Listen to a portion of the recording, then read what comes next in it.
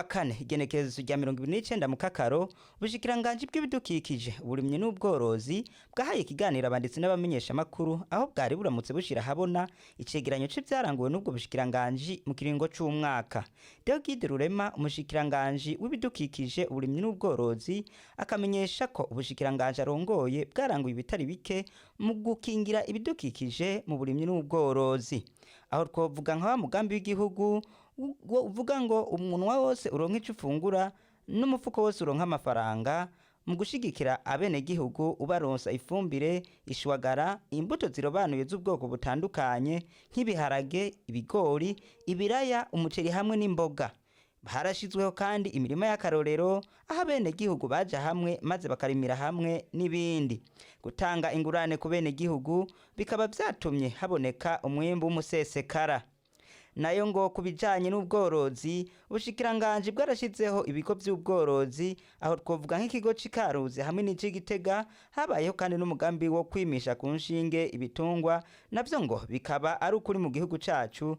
Inyanja z'ubworozi bw'amafi zirahatandukanye mu gihugu hamwe n'abahinga mu korora. Kubijanye n'ibidukikije ngo haraciwe imikobeko ku matongo babicishije muri wa mugambi w'igihugu ewe Burundi urambaye. Kurikirana Rurema umushikiranganji w'ibidukikije uburimyi n'ubworozi.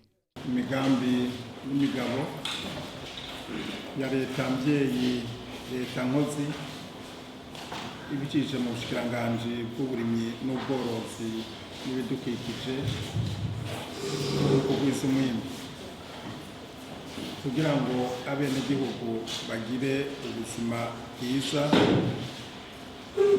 gutyo ya ntumbero ya leta mvyeyi leta nkozi iti umuntu w'umwene gihugu wose fungure uronke ifungurwa kandi n'umufuko w'umwene gihugu uronke amahera uburyo bibe ukuri.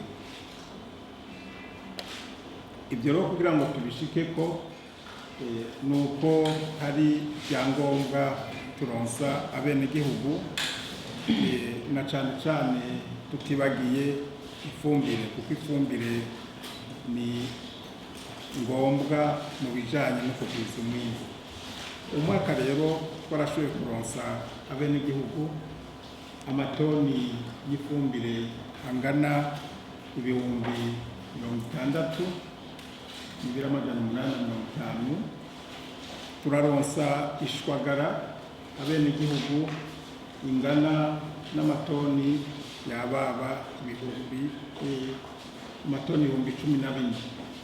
Gutyo rero ifumbire bizana kanovera kwisi kugira ngo yimbuke.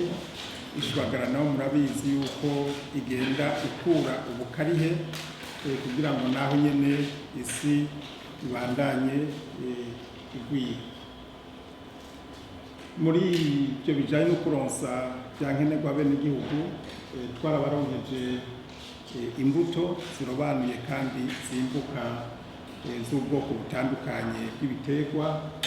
Akarorero notanga nk'amatoni twashoboye kuronsa bene gihugu amatoni 445 y'ibigori by'ibivyagwa. Hariho amatoni 41 z'imbuto z'umuceri, amatoni 410 z'ibiraya. Murabona n'amatoni angana 548 y'ibiharage. Twaratanze imibuto itari mike mu gihugu kandi twaratanze n'imbuto zababa itoni ku mbuto z'imboga. Ibiro bigatuma umwimbu wiyongera.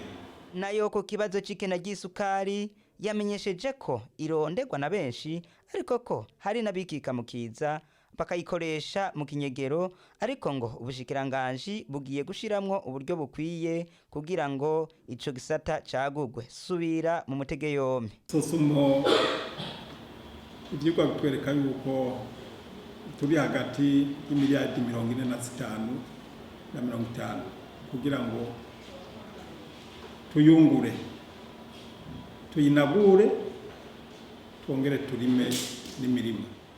Ubu bageze kw'itoni 200 y'umwimbu, ariko twe twifuza gushika kw'itoni 35,000 kugira ngo isukari ikwire mu gihugu.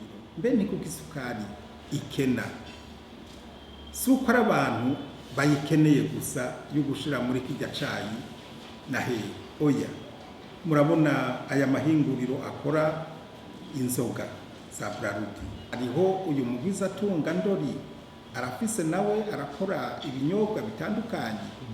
Aba imena barakenera isukari, erega se abantu gusa bayikenera kugira ngo bayishire mu cayi. Hanyuma hariho n'umugwi w'uduhinguriro dukora imitobe tuzwi, n'aba barakenera isukari. Aba rero nibo Sosumo igerageza kuziraha isukari icishije ku ntonde no ku bantu bazwi.